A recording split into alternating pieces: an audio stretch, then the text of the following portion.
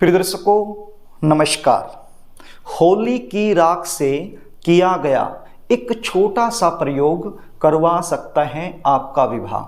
यदि आपके विवाह में लगातार देरी बनी हुई है, लगातार अड़चनें आ रही है, बहुत ज़्यादा उपाय करने के बाद भी शादी के लिए कहीं पर भी रिश्ता पक्का नहीं हो पा रहा है, तो ये वीडियो आपके लिए है।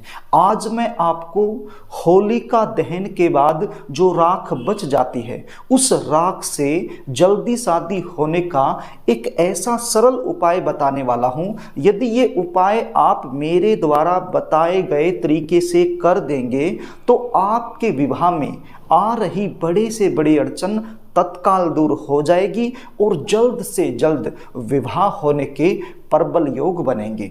ये उपाय यदि बच्चे खुद करें तो बहुत अच्छी बात है, लेकिन किसी कारणवश यदि बच्चे नहीं कर पाते हैं तो ऐसी सिचुएशन में माता पिता भी अपने बच्चों के शीघ्र विवाह के लिए ये उपाय कर सकते हैं। उपाय बताऊं इससे पहले आपसे निवेदन करना चाहूँगा, यदि आप चैनल पर नए हैं और अभी तक आपने इस चैनल को सब्सक्राइब नहीं किया है तो मुझसे लगातार जुड़े रहने के लिए अभी इस चैनल को सब्सक्राइब कर लीजिए, बेल आइकन को भी प्रेस करके रखिए ताकि हमारी आने वाली इसी प्रकार की नई वीडियो का नोटिफिकेशन आपको मिल सके और वो वीडियो आप आसानी से देख सके। तो प्रिय दर्शकों, कई बार सिचुएशन क्या होती है, बच्चे दिखने में भी सुंदर होते हैं, अच्छी खासी उनकी जॉब होती है या फिर अपना खुद का उनका व्यापार होता है, बैकग्राउंड भी अच्छा होता है। प्रभु की कृपा से आपके पास सब कुछ होने के बावजूद भी शादी का रिश्ता पक्का नहीं हो पाता है।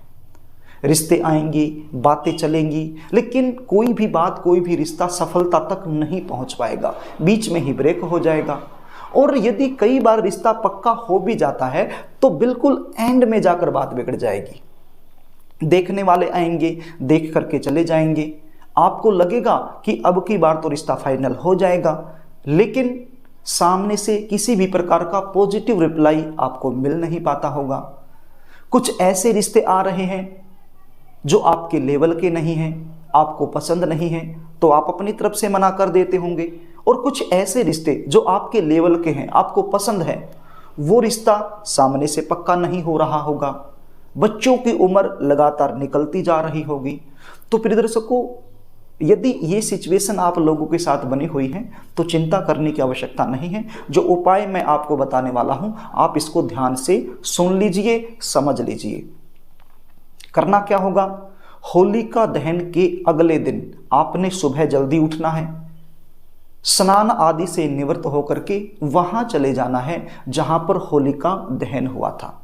वहां जाकर के हाथ जोड़ करके परमपिता परमेश्वर का ध्यान करना है।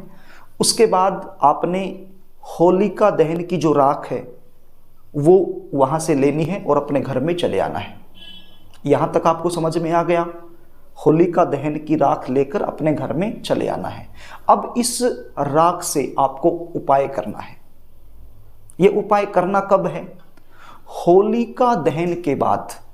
ध्यान दीजिए मैं क्या बोल रहा हूं। होलिका दहन के बाद जो भी सोमवार आई उस दिन आप ये उपाय कर सकते हो, या फिर मंगलवार आई उस दिन भी आप ये उपाय कर सकते हो, या फिर शनिवार आए उस दिन भी आप ये उपाय कर सकते हो।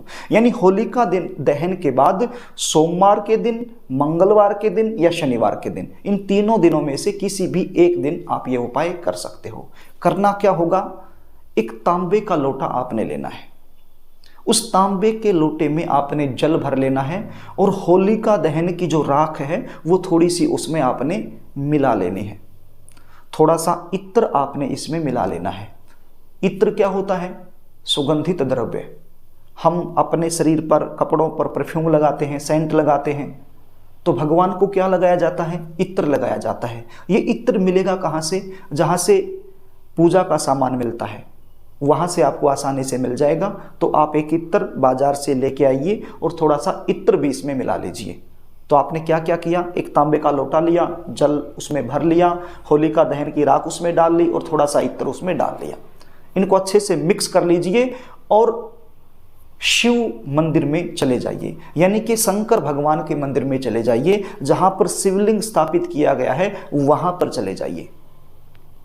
प्रिय दर्शकों, मैंने आपको बताया किसी भी सोमवार के दिन, किसी भी मंगलवार के दिन, किसी भी शनिवार के दिन आप ये उपाय कर सकते हो। शंकर भगवान के मंदिर में जाकर के शिवलिंग पर आपने इस जल की धार लगानी है। इस जल से शिवलिंग का अभिषेक करना है और बोलना क्या है, श्री शिवाय नमस्तुभ्यम, श्री शिवाय नमस्तुभ्यम, श्री शिवाय नमस्तुभ्यम, श्री शिवाय नमस्तुभ्यम। इस प्रकार से बोलते रहिए और जो पूरा जल जो लोटे में आप लेकर आए हो शिवलिंग पर अर्पित कर दीजिए। उसके बाद हाथ जोड़ करके अपनी जल्दी शादी के लिए शंकर भगवान से प्रार्थना कीजिए। यदि आप माता पिता हैं तो अपने बच्चों की जल्दी शादी के लिए प्रार्थना कीजिए। शंकर भगवान के गले में जो सर्प होता है उसी को राहु बोला जाता है और शंकर भगवान शनि देव के गुरु हैं। तो ये उपाय करने से 4 से 5 ग्रह शांत हो जाते हैं। जब मैं जन्म कुंडलियां देखता हूं तो विवाह में विलंब होने का जो मुख्य कारण बनता है वो शनि, राहु, केतु, मंगल यही ग्रह बनते हैं और ये उपाय करने से ये ग्रह शांत हो जाते हैं। अब यहाँ पर कंफ्यूज होने की आवश्यकता नहीं है। मैंने आपको ये बताया है कि होलिका दहन के बाद कोई भी सोमवार आई उस दिन भी उपाय कर सकते हो, या फिर कोई मंगलवार हो उस दिन भी उपाय कर सकते हो, या फिर शनिवार हो उस दिन भी आप ये उपाय कर सकते हो। इन तीनों दिनों में से किसी भी दिन आप ये उपाय कर सकते हो, चिंता करने की आवश्यकता नहीं है। तो ये उपाय इसी तरीके से आप कर दीजिए और फिर देखिए इस होलिका दहन की राख का चमत्कार।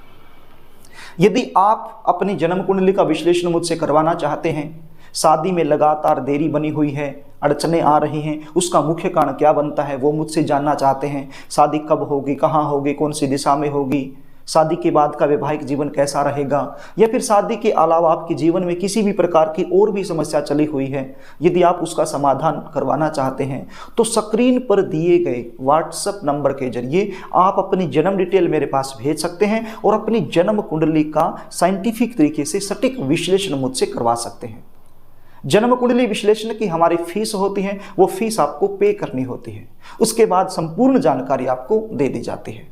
तो प्रिय दर्शकों, आपसे निवेदन करना चाहूँगा, यदि आपको ये वीडियो अच्छी लगी हो तो इसको लाइक कर देना, इसको शेयर भी कर देना ताकि आप पुण्य के भागीदार बन जाएं। और यदि अभी तक आपने चैनल को सब्सक्राइब नहीं किया है तो मुझसे लगातार जुड़े रहने के लिए चैनल को सब्सक्राइब जरूर कर लेना। आज के लिए बस इतना ही, आगे फिर मिलेंगे, तब तक के लिए नमस्कार।